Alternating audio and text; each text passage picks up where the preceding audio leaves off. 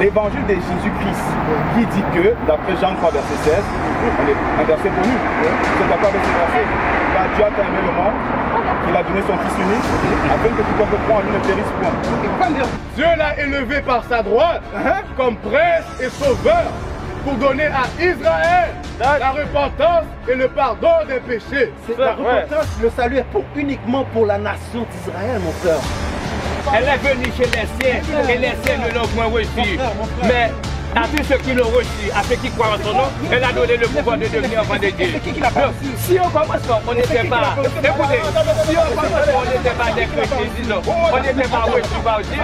Mais avec ce verset-là, on a été acceptés parce que nous les gentils. Mais pour ceux qui ne sont pas gentils, est-ce que Dieu est raciste? Est-ce que ne sont pas des gentils? La Bible dit que c'est le plus grand peuple sur cette terre. La Bible dit que c'est un Dieu sur cette terre. Non. Il faut sauver les blancs. Se sauver les blancs de quoi? Non, on ne peut pas se sauver les blancs de quoi? Les blancs contrôlent la terre entière. Les blancs contrôlent la terre entière. Tu veux les sauver de quoi? C'est toi qui as besoin d'être sauvé, mon frère. C'est les noirs et les nations qui ont besoin d'être sauvés. Il n'y a personne d'autre qui a besoin d'être sauvé.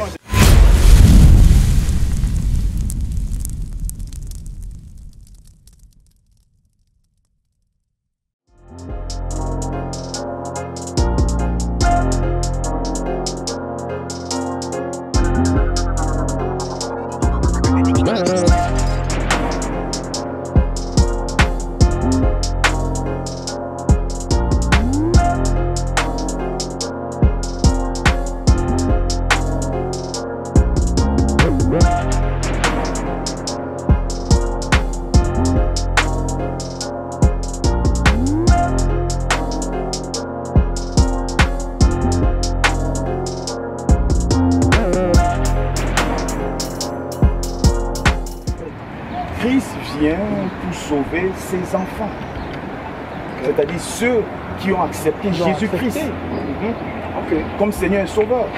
Si nous lisons la même Bible, je pense que cette Bible parlait de Jésus-Christ comme étant le Sauveur du monde. Révélation 21, verset 12. Oui. Elle avait une grande porte. Donc ça parle du royaume de Dieu, de la nouvelle Jérusalem. Il y avait une grande porte, et une haute muraille. Elle avait 12 portes. Il y avait 12 portes. On parle du royaume de Dieu. Il y a 12 portes dans le royaume de Dieu. Et sur les portes, 12 anges. Il y a un ange qui surveille chaque porte. Et des noms écrits sur ces 12 tribus. Il y a des noms écrits sur chaque porte. C'est quoi? Ceux des 12 tribus des fils d'Israël. Dans le royaume de Dieu, le nom des 12 tribus d'Israël. La question qu'il faut se poser, si je ne fais pas partie des 12 tribus d'Israël, dans quel camp je rentre? Si tu ne fais pas partie des 12 tribus d'Israël, dans quel camp tu rentres? Dans quel camp je rentre? Je ne comprends pas ta question. Parce que relis cette partie-là. Oui, les noms qui sont sur le royaume de Dieu, les 12 portes, pour rentrer dans le royaume de Dieu. Ok, si je comprends bien, c'est que pour entrer au ciel, il n'y a que 12 portes. Pas au ciel, au royaume de Dieu. Au royaume de Dieu, oui. Il n'y a que 12 portes. Il y a 12 portes, c'est ce que la Bible dit. C'est ce que la Bible dit. Oui. Il dit indiquer que les noms qui sont écrits sur les portes sont les noms des 12 tribus d'Israël. Ok. Alors ma question, si je ne fais pas partie des 12 tribus d'Israël, par quel camp je rentre? Je sais pas. La réponse est là. C'est parce que le royaume de Dieu est uniquement pour les 12 tribus d'Israël. Et le message qu'on vous enseigne aujourd'hui, c'est que vous faites partie des 12 tribus d'Israël. C'est vrai? Parce que quand Christ revient, il revient pour qui? Quand Christ revient, il revient pour sauver qui? il vient sauver le monde. Sauver le monde. Dans quel verset je lis ça? Donc, vous croyez que Christ est mort sur la croix pour nos péchés, n'est-ce pas? Oui, pour les péchés de qui? Christ reviendra pour sauver l'Église, mon ami. Les péchés de qui? Ceux qui ont accepté de suivre Christ, pas pour sauver le monde. Parce qu'il y en a beaucoup dans le monde qui n'iront pas au ciel. Jésus-Christ, pour nous, Jésus-Christ, c'est notre Père. C'est notre Père. Est-ce que Jésus-Christ, c'est le sauveur du monde, selon vous? Le sauveur du monde d'Israël, oui. Ok. Maintenant, comment on fait pour obtenir la vie éternelle, selon vous? Matthieu 19, 16. Livre de Matthieu, chapitre 19, verset 16. Oui. Et voici, un homme s'approcha et dit à Jésus, Maître, que dois-je faire de bon pour avoir la vie éternelle? Il lui répondit, pourquoi m'interroges-tu sur ce qui est bon? Un seul est le bon. Si tu veux entrer dans la vie, éternelle, observe les commandements. Observer les commandements. Je suis d'accord. Et ça, et les commandements, c'est une lacune que nous avons dans notre peuple. Ok. Le peuple ne suit pas les commandements. Quels sont ces commandements? Les commandements, tous les commandements de la Bible, c'est la parole de Dieu, n'est-ce pas? Aime ton prochain comme toi-même, tu ne voleras point, tu ne convoiteras pas. Donc, vous n'avez qu'à consulter Exode 20. Exode 20 vous donne un résumé de tout ça. Vous êtes là pour partager la bonne nouvelle de Jésus-Christ. La bonne nouvelle, oui, le vrai évangile de Jésus. Le vrai évangile de Jésus. Ok, maintenant, c'est bon, nous sommes ensemble. Donc, l'évangile de Jésus-Christ qui dit que, d'après Jean 3, verset 16, un verset connu, vous êtes d'accord avec ce verset? Car Dieu a aimé le monde, qu'il a donné son Fils unique, afin que quiconque croit en lui ne périsse point. Ok, on va lire. C'est bon? Oui, oui. On va lire, mais vous devez rester pour. Vas-y, ok? Jean chapitre 3, verset 16. Car Dieu a tant aimé le monde qu'il a donné son Fils unique, afin que quiconque croit en lui ne périsse point, mais qu'il ait la vie éternelle. Ma question pour vous, c'est quoi qui donne la vie éternelle? C'est quoi le contexte de Jean 3, du chapitre de Jean 3? Le contexte, c'est quoi le contexte? Parce que là, on lit juste un verset dans le chapitre sans lire tout le chapitre. Alors, on ne peut pas lire juste un verset et prendre ce verset-là. Ok. Allons-y doucement. Ma question, Jean 3, 14 dit quoi? Jean 3, 14. Je ne sais pas. Ok, on va commencer à 14. Oui. Allons-y d'abord, Jean 3. Dans le livre, dans Jean 3, le chapitre de Jean 3, c'est l'histoire de Nicodème, n'est-ce pas? Ok, parfait. Donc, c'est une conversation entre Christ et Nicodème. Entre deux juifs. Oui. Ok, on est d'accord. Oui. Ok, va au verset 14. Verset 14. Oui. Et comme Moïse éleva le serpent dans le désert. Je suis sûr que vous connaissez très bien cette histoire-là. Comme Moïse éleva le serpent dans le désert. Il a élevé le serpent dans le désert pour qui? Pour le peuple d'Israël. D'accord, vas-y. Il faut de même, autrement dit, de la même façon que le Fils de l'homme soit élevé. Que le Fils de l'homme, donc Christ, soit élevé. De la même façon que le serpent est élevé pour le peuple d'Israël, de la même façon le Fils de l'homme doit être élevé pour le peuple d'Israël. Continue. Afin que quiconque croit en lui, quiconque. N'importe qui. Alors vous dites quiconque, ça veut tout le monde. Attendez. La même façon que Moïse éleva le serpent. Mais la question, est-ce que tout le monde croit en lui? Pour le peuple d'Israël, ok. Alors, non, mais la question, est-ce que tout le monde croit en lui? En Jésus-Christ. C'est pas tout le monde qui croit en Jésus-Christ, mon ami.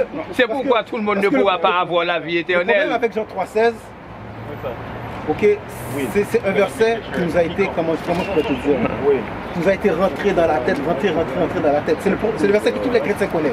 Ok, mais le verset dit Dieu a tant aimé. Oui. A tant aimé, c'est quoi? C'est présent ou passé?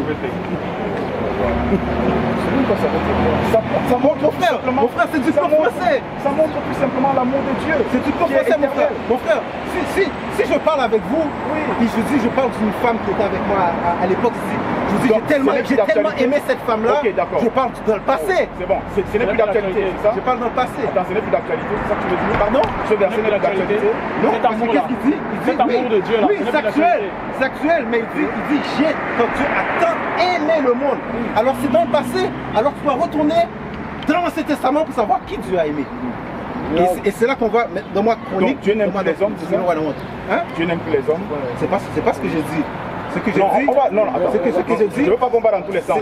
C'est que Dieu aime les 12 tribus. Mais laissez-le parler. S'il vous plaît. Pardonnez. Jean 3,16. Relis, s'il te plaît, doucement. Vas-y, donne-nous Jean 3,16. Jean 3, verset 16. Car Dieu a tant aimé le monde qu'il a donné son Fils unique, afin que quiconque croit en lui ne périsse point, mais qu'il ait la vie éternelle. Parfait. Dans ce verset, qui est le Fils unique? Jésus-Christ. Okay. À quel moment on reçoit Jésus-Christ? Hein? À quel moment? Dites-le-moi. Oui, ça dépend de chaque personne. Ça dépend de chaque personne, mon frère. Ça veut dire que vous pouvez recevoir Jésus-Christ maintenant, ok, depuis qu'il est mort sur la croix. Ça veut dire que même vos enfants peuvent recevoir Jésus-Christ après. À n'importe quel moment. Oui, à n'importe quel moment. Voyons voir ce que je veux dire. Voyons voir ce que Jésus a dit de sa propre bouche. Laissez-le terminer et ses pensées. Voici ce que Jésus a dit de sa propre bouche. Matthieu chapitre 15, verset 24. Il répondit, je n'ai été envoyé qu'aux brebis perdues de la maison d'Israël. C'est vrai. Qu'est-ce que Christ a dit de sa propre bouche? J'ai été envoyé qu'aux brebis perdues de la maison d'Israël. C'est bon. Ok, regarde. Lis-moi Acte 4, verset 12. J'adore ces versets-là. Acte 4, 12, vas-y. Acte chapitre 4, verset 12. Hein? Il y a de salut en aucun autre, car il n'y a sous le ciel aucun autre nom qui a été donné parmi les hommes par lequel nous devions être sauvés. Jean 14, verset 6. Mais c'est quoi? On a lu un verset. Lisez ça. Et le salut est pour qui? Je vais faire le lien. Le salut est pour qui? Le salut est pour qui?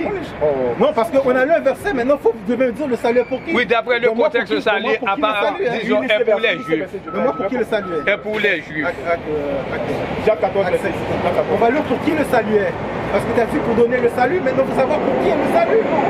Acte chapitre 5, verset 30. Le Dieu de nos pères a ressuscité Jésus que vous avez tué en le pendant au bois. Le Dieu, parce que regardez, c'est ça que je ne comprends pas. La Bible est tellement un livre possessif. Il dit le Dieu de nos pères. Le Dieu de nos pères a quoi? A ressuscité Jésus. A ressuscité Jésus. Déjà il te limite. Parce qu'il dit le Dieu de nos pères. Déjà, il est en train de dire c'est pas le Dieu de tout le monde. Il dit le Dieu de nos pères. Qu'est-ce qu'il a fait? A ressuscité Jésus. A ressuscité Jésus. Que vous avez tué en le pendant au bois. Lis. Dieu l'a élevé par sa droite comme prince et sauveur pour donner à Israël la repentance et le pardon des péchés. La repentance, le salut est uniquement pour la nation d'Israël, mon frère. Là, on peut lire toute la nuit les versets qui vous montrent ça. On peut lire toute la nuit. C'est pour ça qu'on vous dit que le christianisme, Jean 3:16. Non, mais que faites-vous de ça? Que faites-vous de ce verset qui dit que... Mon frère. Non, mais il faut... Non, mais vous avez avancé quelque chose. Si j'ai une... Papa, oui. c'est bien. Jean 14, verset 6, s'il te plaît. Je sais que Jean 14, 6 le dit. Non, il faut que... Jésus-Christ n'est pas venu seulement pour les Juifs. Jésus lui dit, je suis le chemin, la vérité et la vie. Nul ne vient au Père que par moi. Ok, parfait. Et à qui Jésus parle? À qui Jésus parle? C'est ça le problème. Vous lisez un verset sans le lire dans le contexte.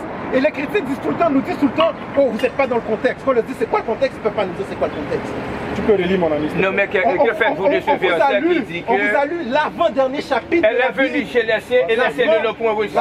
Mais à tous ceux qui l'ont reçu, à tous ceux qui croient en son nom, elle a donné le pouvoir de devenir enfant de Dieu. Que faites-vous de ça? Elle est venue chez les siens et les siens ne l'ont point reçu.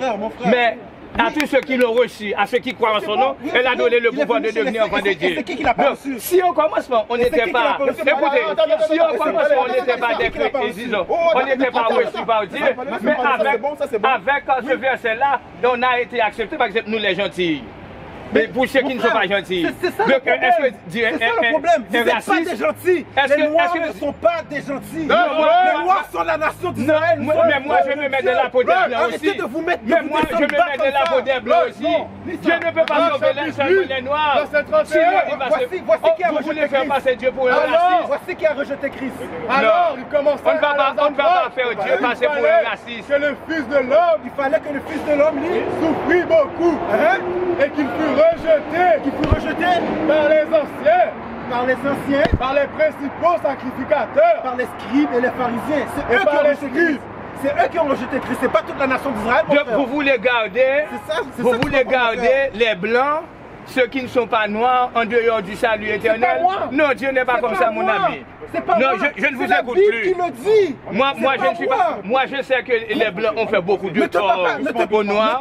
Mais il y en a qui sont de très beaux personnages. Donc Dieu ne mettra jamais de côté les blancs. Et les blancs qui ont accepté de suivre Jésus. Romains chapitre 9, verset 13. Non, mais c'est vrai, moi je n'écoute Juste pour lui. Romains chapitre 9, verset 13. Juste pour lui, avant qu'il j'ai aimé Jacob. Écoute ça, mon frère. Écoute ça, mon frère, qu'est-ce que non, mais est-ce que Dieu viendrait seulement? Ma préoccupation intellectuelle, c'est que est-ce que Dieu viendrait seulement pour les Noirs? J'ai aimé Jacob. Dieu a dit, j'ai aimé Jacob. Jacob est le père des 12 tribus d'Israël. Lis. j'ai haï Ésaü. Dieu a dit, j'ai haï Ésaü. Ésaü, c'est la race blanche. Oui. Expliquez. Ésaü, c'est la race blanche, mon frère. Non, Dieu a dit, j'ai aimé Jacob, j'ai haï Ésaü. Non. La même chose Faut pas l'interpréter de cette manière. Jean chapitre 1, verset 29. Le lendemain, il vit Jésus venir à lui.